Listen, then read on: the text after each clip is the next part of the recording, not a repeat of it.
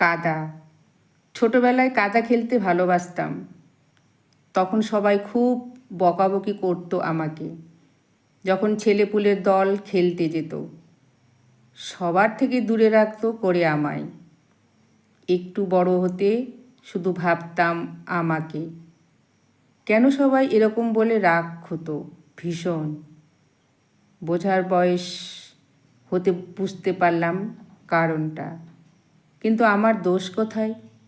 ঈশ্বর করেছে, উনি আমাকে সবার থেকে আলাদা করে যুদ্ধক্ষেত্রে নামিয়েছে, তাতে কোনো আক্ষেপ নেই।